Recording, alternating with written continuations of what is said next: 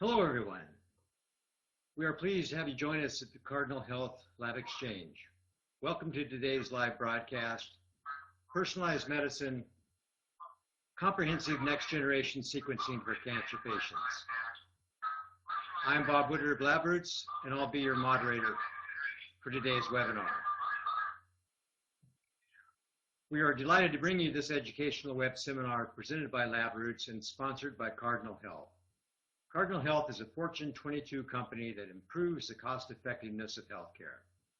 As the business behind healthcare, Cardinal Health helps pharmacies, hospitals, and ambulatory surgery centers, clinical laboratories, and physicians' offices focus on patient care while reducing costs, enhancing efficiency, and improving quality.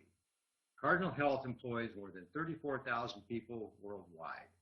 For more information, please visit www.cardinalhealth.com. We have a few important announcements to make before we begin. This presentation has been approved for continuing education credits. Please click on the CE button at the bottom left corner of the auditorium. This will direct you to the necessary site and form needed to receive your credits. This webcast is designed to be interactive, and we encourage you to ask questions during the presentation. You can submit questions by typing them into the Q&A box, which can be found by clicking on the green Q&A button on the lower left-hand corner of the presentation screen. You can enlarge the slide window by clicking on the screen icon on the lower right of the slide window. If you have any technical problems viewing or listening to this presentation, please click on the support button in the upper right-hand corner of the presentation screen. You can also, send us your problems you're having in the Q&A box, which can be found by clicking on the Q&A button. Following this presentation, head over to the Community of Learning in the Lab Exchange lobby to have the opportunity to exchange in live chat and have your questions answered on the spot about personalized medicine, comprehensive next-generation sequencing for cancer patients. I would now like to introduce today's speaker, Dr. Stephen Lyle. Dr. Lyle is a molecular diagnostics lab director at Q Group. He is a physician scientist with expertise in the histopathologic, cellular, and molecular analysis of cancer. He holds an appointment as Associate Professor of Cancer Biology and Pathology at the UMass Medical School and is the co-director of the UMass Cancer Center Tissue Bank. Dr. Lyle graduated with honors from the University of Chicago in the combined BA-MS program in biochemistry, and then attended the Pritzker School of Medicine, University of Chicago, where he completed his MD and PhD in biochemistry and molecular biology.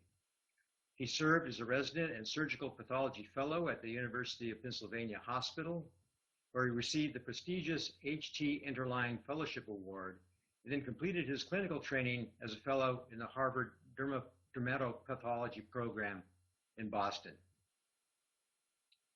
Would you please join me in welcoming Dr. Lyle to today's presentation? I will now turn the presentation over to him.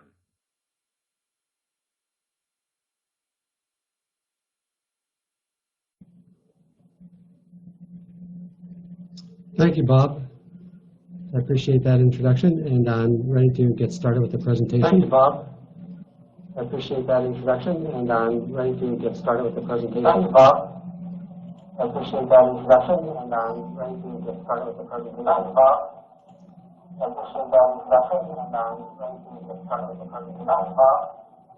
I appreciate that introduction, and I'm ready to get started with the presentation. Thank you, Bob.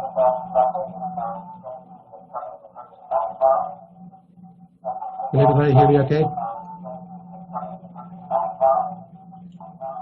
everybody hear me okay?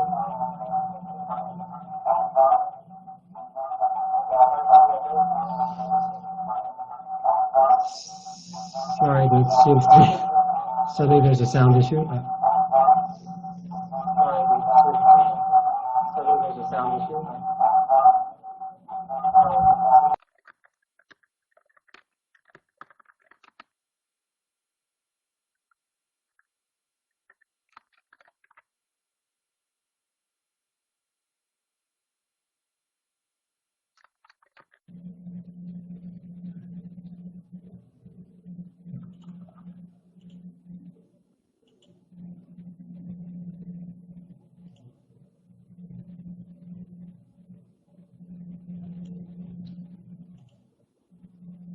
Okay.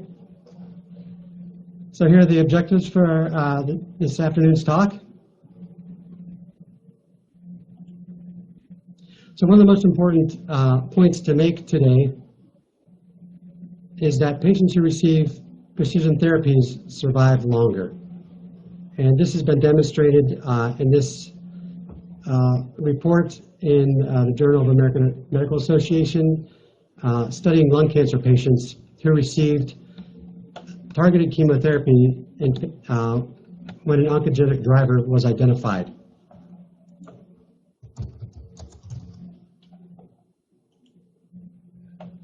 As you can see here, there are significant responses when patients receive precision therapy, gefitinib in patients with metastatic lung cancer and crizotinib in patients with metastatic disease. Really dramatic responses to targeted therapies when an oncogenic driver is identified. Shown here is just a list of the FDA-approved targeted therapies that are available for patients. You may not be able to read this very closely, but just to point out that there are a number of FDA-approved drugs that target specific genes and genetic pathways. However, currently single gene tests exist for only a relatively few number of these targets of precision medicine. You're probably all familiar with BRAF and the test for the COBAS method, ALK1, which can be analyzed by FISH, and EGFR, ERBB2 by FISH and PCR. So currently just a few single gene tests are available. However, there are additional tests are being developed, and that's the point of our talk today. There's also some limitations of current testing. There's a limited range of genetic alterations that are detected by the current tests. So for instance, less common but still clinically significant changes may be missed. For instance, it's estimated that only 90% of BRAF mutations are represented by V600E, and thus 10% of clinically significant mutations are missed by current testing modalities. In addition, the need for serial testing requires more tissue, which may be limiting or prohibitive for patient testing, and thus additional biopsies may be required. Also, the current testing modalities do not give the entire range of potential actionable alterations. Additional genes have been identified recently that aren't encompassed by the current testing modalities. And also, there are dozens of clinical trials, for instance in melanoma, that require molecular profiling to identify uncommon genetic alterations, such as in c-KIT, ERBB2, NRAS, and FGFRs. Another important point to make today is that the landscape of cancer care in the U.S. is rapidly evolving. Currently, about 1.6 million patients are diagnosed with advanced cancer, and this number is expected to increase in 2017. Importantly, 80% of these patients are treated at community hospitals or community oncology practices instead of large academic cancer centers where molecular diagnostics is routine. Also, the knowledge of cancer genomes is rapidly increasing at a pace due to the TCGA and other large-scale sequencing projects. Single gene testing or hotspot testing to determine optimal therapies are becoming inadequate, are being recognized as inadequate, and they miss many critical genetic or genomic changes that are relevant for developing therapeutic approaches. Guidelines from the National Cancer Center Network are changing to include next-generation sequencing-based testing. And lastly, many new clinical trials involve testing hundreds of genes and depend on next-generation sequencing profiling. These are so-called basket trials, and we'll talk about that more shortly. And just to point out here, evidence from the Cancer Genome Atlas Research Network, which was really an extensive project to molecularly characterize a number of different forms of cancer by a number of different techniques and evaluate for many different genomic alterations. So really a comprehensive molecular analysis of cancer. And this has led to a tremendous amount of information on the genetic alterations in cancer that are targetable. Just shown schematically here, genomic alterations affect actionable signaling pathways that are common in solid tumors, including lung cancer, breast cancer, colorectal cancer, melanoma. And so a number of genes that are targetable have been identified for these cancers that were unknown several years ago. For instance, in lung cancer, targeted therapies for all of these genetic alterations are either approved by the FDA, by an FDA-approved drug today, or will shortly have an FDA-approved drug available which target these specific genetic alterations. Just specifically looking at mutations in melanoma, of course, everybody's familiar with BRAF, but it's been shown recently that NRAS, NF1, c-KIT, and HRAS are also very important. And targeted therapies for all of these alterations are currently either approved or are in clinical development and hopefully will be approved shortly. Importantly, these mutations are mutually exclusive, and thus we need to test for all of them with every melanoma patient. Again, looking more carefully at melanoma, there's been a number of additional genes that are also mutated that are not mutually exclusive, but also are actionable, including P53, P10, MAP kinases. And so there's a number of clinically significant genes that are altered that are currently missed by current testing modalities. Also looking at melanoma, it's not just point mutations, but also amplification and deletion of melanomas are becoming increasingly important. Deletion of P16 and P10, as well as amplifications, are clinically significant and targetable. In addition, BRAF fusions have been recently identified in melanoma, and these again are clinically significant. These are activating fusions that are again targetable by targeted chemotherapy agents against BRAF in that signaling pathway. So just looking at the different signaling pathways in the cancer cell, from cell surface receptors to internal signaling pathways of RAF and RAS, AKT, as well as genes that are involved in DNA modification, including PARP and HDACs.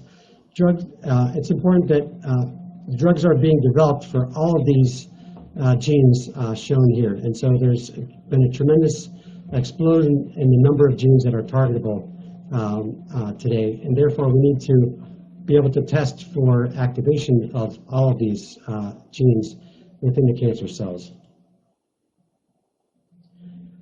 Specifically, again, looking at melanoma, genetic alterations with targeted therapy in clinical trials are shown here. For instance, a number of mutations are being targeted in clinical trials, as well as copy number changes, including deletions and amplifications.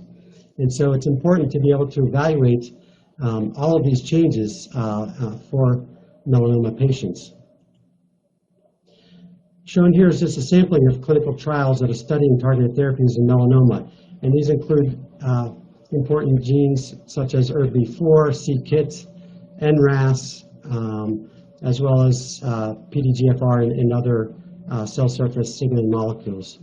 And so for patients, it's important to evaluate all of these genetic pathways so that they have the option of entering these clinical trials as potentially their best option for therapy. Another important point I want to make today is that full sequencing of the genes is very important compared to current modalities that look only at hotspot. When you sequence the entire gene, all base pairs in each gene is evaluated, and multiple readings of each gene verifies the accuracy and quantifies the variability among that within that gene. And in this way, all mutations are identified, in contrast to hotspot mutations, which really look at single base pair changes at one area in the gene. So these hotspot panels sometimes can combine multiple genes, but still they're only looking at a very limited focus within the gene. And it's been demonstrated that hotspot mutations can miss the other mutations in the same gene that are clinically important and actionable.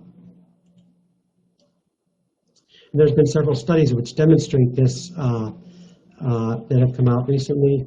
So importantly, up to 20% of actionable KRAS mutations are missed by looking at hotspots alone. In addition, I've mentioned previously BRAF. There's additional mutations outside of V600E, NRAS as well. There are a number of mutations outside of the hotspot regions.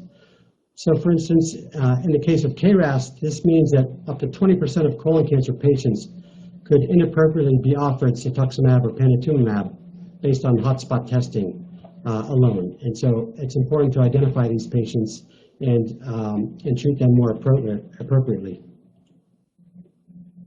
As I mentioned earlier, the NCCN guidelines for the evaluation and treatment of patients have been rapidly changing for many cancers, and this is based on clinical studies and FDA approvals.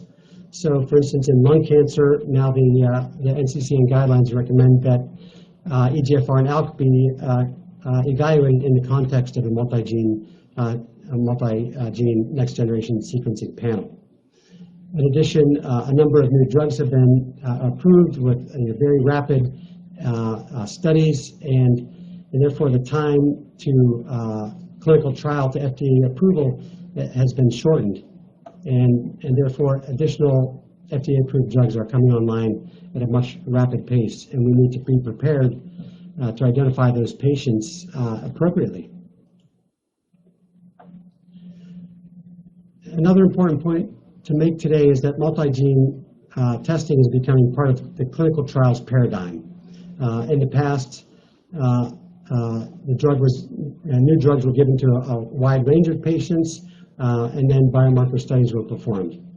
Currently, biomarker studies are performed up front to identify patients who have the best chance of responding to targeted therapies. And so in these clinical trials, multiplex next-generation sequencing testing is required to enter the trial.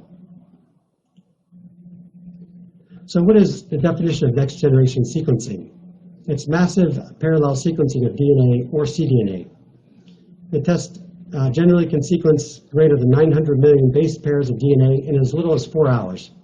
Currently, there are two main platforms: Life Technologies, which uses the Ion Torrent personal genome machine, and Illumina, which has the HiSeq, MiSeq, and NextSeq sequencers. Several different DNA preparation techniques and applications are available for next-generation sequencing platforms. You can sequence the whole genome, a whole exome, or all exons of all genes, or else targeted libraries with looking at all exons of certain genes, large panels of genes. There's also PCR-based hotspot regions, which can be sequenced by next-generation sequencing, as well as RNA-seq to look at RNA expression. Next-generation sequencing of the cancer gene panels is shown here. Genomic sequencing of the entire coding regions, or all exons of the gene, is performed. In this way, greater than 400 genes can be sequenced in a single assay from a 40-micron section or 8 unstained slides of an FFPE tissue block. Each gene is sequenced many times, up to 500 times, to increase the sensitivity. The base pair mutations, insertions, deletions, copy number changes, and translocations can be identified all at once in these gene panels. So next-generation sequencing-based molecular profiling is now commercially available to all appropriate patients. The Q Group Molecular Diagnostics Lab offers a CancerPlex test which sequences 413 genes and includes amplifications and deletions, as well as translocations. Another test from Foundation Medicine again offers a large gene panels that also includes copy number changes and translocations. Just shown schematically here, I'll review the technique or the technology of how it's performed. Basically, we start with tissue extraction of FFPE tissue, whether that's the tissue block or unstained slides that are macro dissected. But the basic principle is to isolate the tumor tissue into the tube and extract DNA. Shown here is the schematic next-generation sequencing pipeline. For large gene panels, basically, we would create a library of the genes that we're interested in, and so we capture just the DNA that we're interested in sequencing. And then at the uninteresting or extra DNA is removed, and we purify the exons of interest, and then we sequence. And an important part of the process is the final data analysis, and the bioinformatics and alignment of the genes to the reference DNA is a massive undertaking that requires processing power and significant bioinformatics support.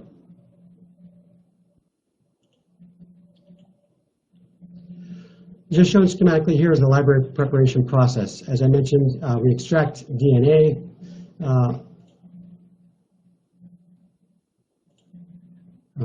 Shown at this stage, and then the DNA is fragmented, and we hybridize those fragments of DNA with our probes, which pulled on the areas of interest.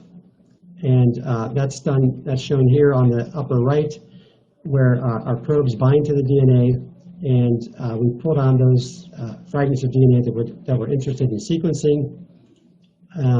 And then those sequences are loaded into the sequencer for final data processing. And this process takes several days to complete, and then the final data analysis is undertaken, which again can take 24 to 48 hours. So the CancerPlex gene panel offered by the Q group is 1.5 megabases of DNA that are sequenced, and that encompasses 413 clinically important cancer genes. On average, we sequence each gene greater than 500 times, and this increases our sensitivity to identify subpopulations of tumor cells with genetic alterations, and also allows us to test a mixed population of cells. So we don't need 100% pure cancer cells. The test analyzes single base pair changes with 99% sensitivity. We also can detect small insertions and deletions with greater than 93% sensitivity. We can identify gene amplifications and deletions, as well as translocations in clinically important genes ALK, RET, and ROS1 with greater than 100%, with 100% sensitivity at 100% purity.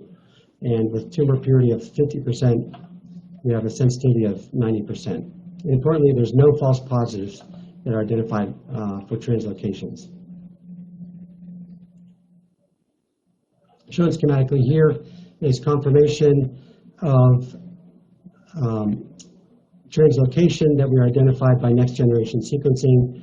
On the upper left, we have the EML4 gene, which is rearranged in front of the ALK gene on the right. And on the upper panel, we've identified this translocation in our next generation sequencing panel. And this has been confirmed by Sanger sequencing, again, where we identify the 5' portion of the EML4 gene, which is translocated in front of the ALK gene. So we can efficiently identify these translocations based on DNA sequencing. We can also identify copy number changes. Shown here is the amplification of the HER2 new gene, or the ERB2 gene center shown in the middle, and we have amplification of FGFR on the right. And shown on the left is partial amplification of the CDK12 gene. So in this portion, we have increased number of reads of this portion of the gene, and on the right is the normal copy numbers of the gene of CDK12. So this is partial amplification.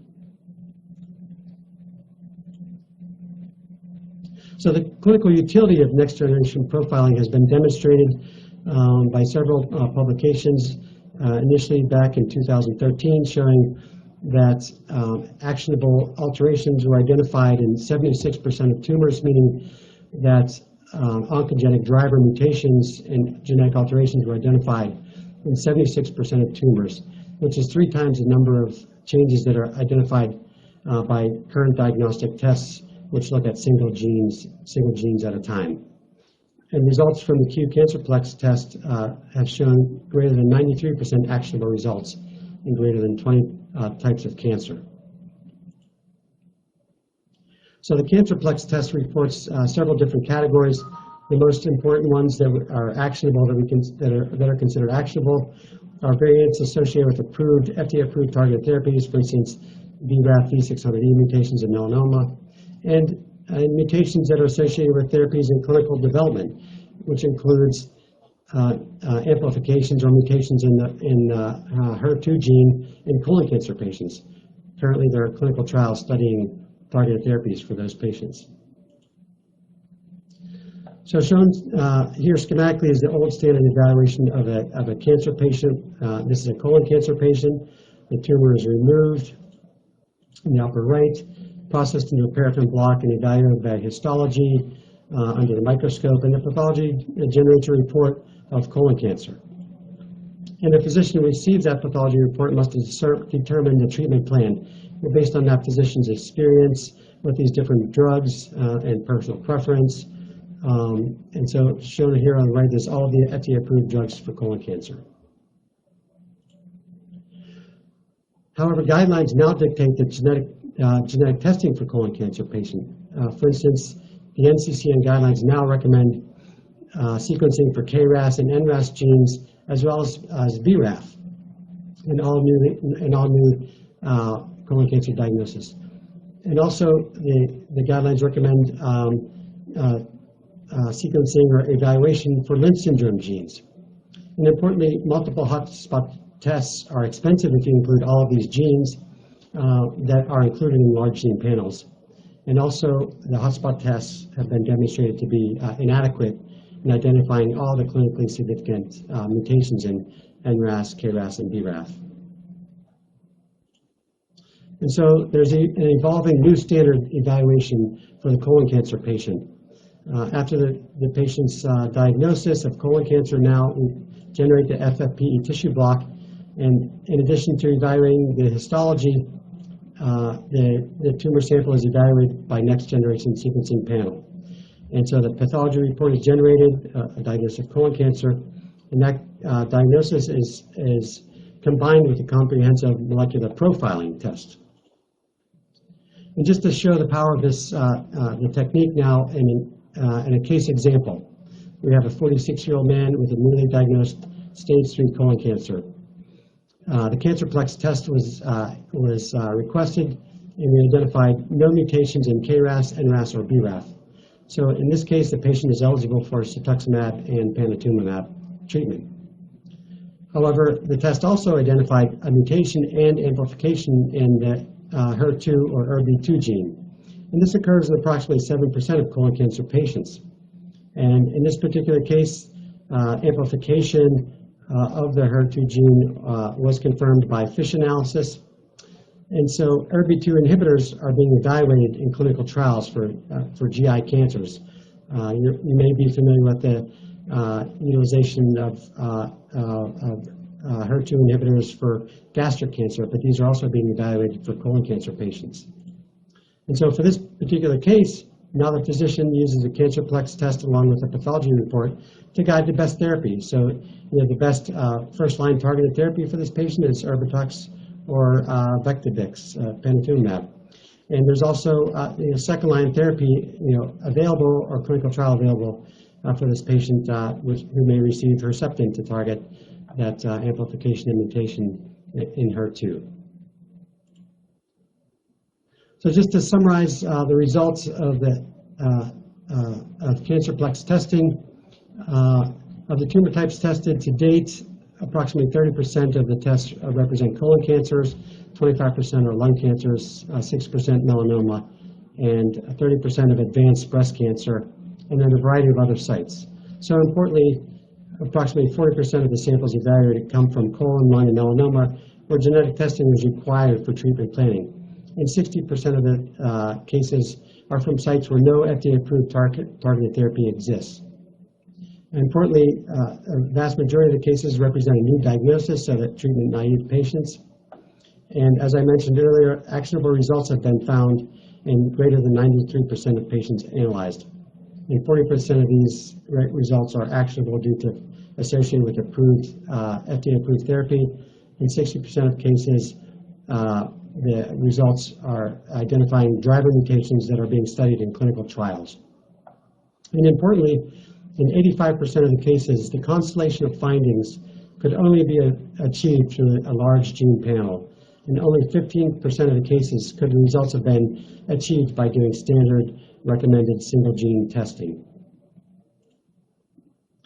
So now I'd like to present case examples.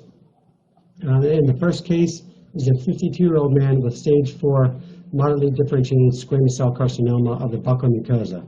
And this is metastatic to the lymph nodes. P16 staining was negative in this patient, and the CancerPlex test identified mutations in the patched gene as well as P53. Somatic inactivating mutations in patched are found in 90% of sporadic basal cell carcinoma and can be seen in a fraction of head and neck squamous cell carcinoma. Loss of function mutations in patched leads to activation of smoothened and downstream Hedgehog signaling. So this particular mutation has been observed in basal cell cancer as well as colon cancer and lies in a region with known inactivating mutations. So in this case, the patient is eligible for vismodegib, which targets the Hedgehog signaling pathway and is being studied in clinical trials for head and neck squamous cell carcinoma.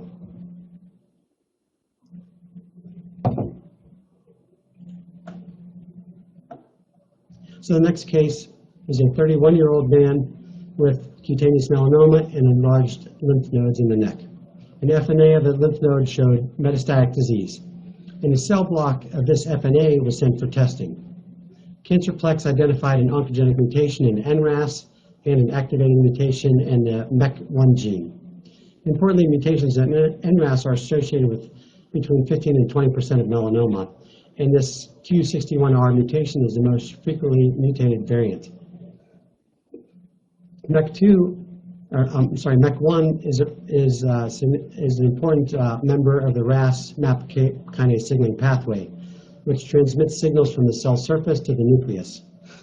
And this mutation that was identified has also been seen as a resistance mechanism to dabrafenib in BRAF-positive melanomas.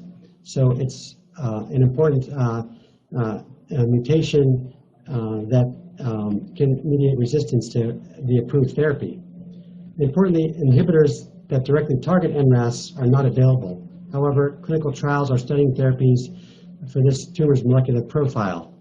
And importantly, CDK4 inhibitors are being combined with MEK1 inhibitors in patients with this particular molecular profile. In addition, the test identified a mutation in BAP1, which has been shown to be a target of both somatic and germline mutations in cancer. And importantly, germline mutations have a role in cutaneous melanoma as well as other cancers. The complete phenotypic spectrum of tumors in BAP1 mutations and BAP1 mutation carriers remains to be defined. However, BAP1 germline mutations have been suggested to result in a disorder with many different cancer types of varying diseases, varying penetrance. And so for this particular patient, additional germline testing may be warranted. The next case is a 61-year-old man with advanced hepatocellular carcinoma. And so for this patient, first-line treatment is sorafenib, which the patient started 1 year ago. And the patient has been stable, but is now progressing. So the CancerPlex test was performed on a tumor biopsy from 2013 and showed a mutation in the TSC1 gene. Our research analysts here at the Q group identified TSC1 as a key component of the mTOR signaling pathway and determined that this mutation likely leads to upregulation of mTOR signaling.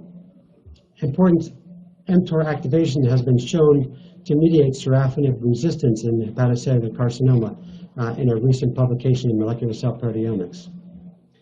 So clinical trials are studying temsirolimus, which targets the mTOR pathway in combination therapies for hepatocellular carcinoma.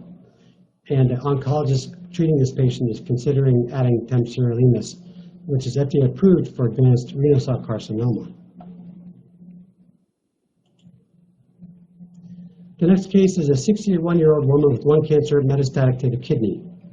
Previous testing showed wild-type EGFR and no translocation in ALK gene. The tumor had progressed on standard chemotherapy. A core needle biopsy of the kidney metastasis was sent to the acute molecular diagnostics lab for cancerplex testing. And we identified an uncommon BRAF mutation, G469V, that would not have been detected by conventional methods that only detect V600E/K. So tremetinib and dabrafenib combination therapy is an approved option for V600 mutant melanoma.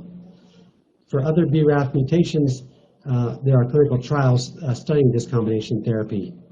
And specifically for lung cancer, BRAF inhibition by vemurafenib or dabrafenib have been reported to be effective in these early clinical trials. And the oncologist in this case used the results of the test to get insurance coverage for tremetinib and dabrafenib treatment for this patient.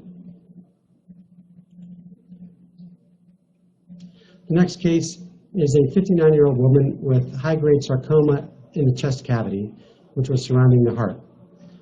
Now, there are no approved targeted therapies available for this patient. The cancerplex test showed a HER2 and IDH1 mutations. The mutation in ERBB2 or HER2 is in the growth factor receptor domain and is likely activating.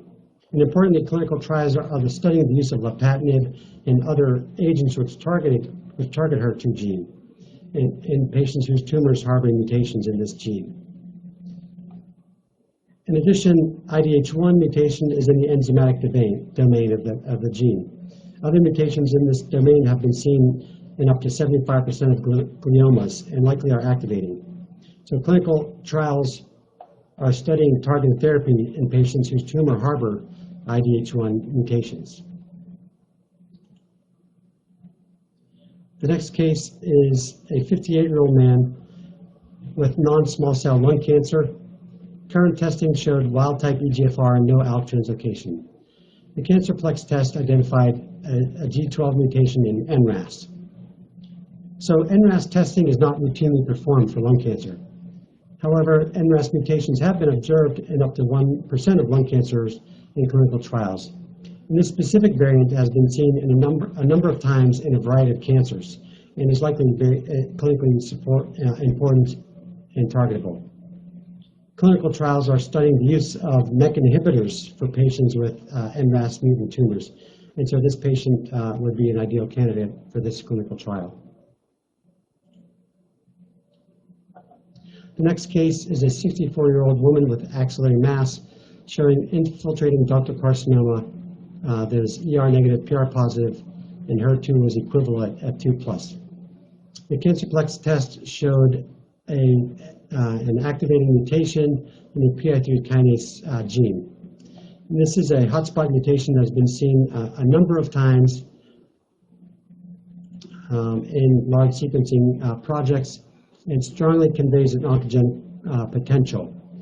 And importantly, clinical trials are studying everolimus and other targeted therapies targeting the PI3-AKT-mTOR signaling pathway.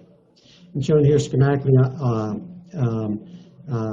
on this panel is the different types of mutations that can be seen in the PI3 kinase gene. And there are two hotspots shown here, and the mutation identified in this patient representing a hotspot and activating mutation in the kinase region of the gene. The next case is a 67-year-old man with adenocarcinoma of the colon that was metastatic to the liver. Cancerplex testing revealed no mutations in KRAS or NRAS, but did show an uncommon mutation in BRAF. Although less common than V600E, this mutation has been described in colon cancer, and it occurs in the kinase domain and is likely activating. BRAF mutations in general reduce the effectiveness of anti-EGFR therapy, with a response rate of only 8% in carriers of BRAF mutations versus 38% in BRAF wild-type patients. Although one patient with this specific D549G mutation did respond to cetuximab plus chemotherapy combination therapy. And importantly, clinical trials are studying combination therapies, sorafenib plus cetuximab, and other targeted therapies in patients with BRAF mutations. In addition, a P53 mutation was identified in this patient. So in this particular case, the oncologist planned to start cetuximab and consider combination therapy for this patient. The next case is a 35-year-old woman with breast cancer that was ER/PR positive and HER2 negative that was metastatic to the liver. Now, this patient normally would be treated with hormonal therapy as well as chemotherapy. And the CancerPlex test revealed a mutation in the estrogen receptor that renders the patient non-responsive to hormonal therapy. And so therefore, the testing identified a patient which would be resistant to hormonal therapy, and therefore additional treatment modalities need to be explored. And importantly, the test revealed a mutation in the ABL gene, and clinical trials are studying the use of nilotinib in patients whose tumor harbor mutations in the ABL1 gene. The next case is a 92-year-old man with squamous cell carcinoma metastatic to a lymph node. And no targeted therapies are available for this type of cancer patient. However, the CancerPlex test showed mutations in KIT and mTOR. And the KIT mutation, A61T, is in the tyrosine kinase domain and is likely activating. And importantly, there's FDA-approved drugs, imatinib, and other targeted therapies that are approved for other cancers other than these patients, and that are being studied in clinical trials. Also, the mutation in mTOR has not been previously characterized. However, mTOR inhibitors are approved for cancers other than these patients, and again, clinical trials are studying combination therapies for patients with tumors who harbor mTOR mutations. So one of the final points I'd like to make today is that precision therapies are also being recognized as more cost-effective. For instance, for non-small cell lung cancer patients, multiplex genetic screening is cost-effective compared to standard chemotherapy without molecular testing in the metastatic setting. And these have been, now there are several publications demonstrating this. Non-small cell lung cancer that receive molecularly guided or targeted therapies are effective for tumors with EGFR mutations and ALK rearrangements. However, these mutations have a low frequency overall in these patients, and therefore there's an incremental cost effectiveness in the test to treat compared to treatment with these targeted therapies. And so there's a significant gain in the quality of life and the survival in these patients. And so, in summary, there's a significant cost effectiveness in patients who receive multiplex genetic screening and then are placed on molecularly guided targeted therapies. So just to finish with the references which are included in the handout, and I think I'll stop the presentation at this point and be available for any additional questions.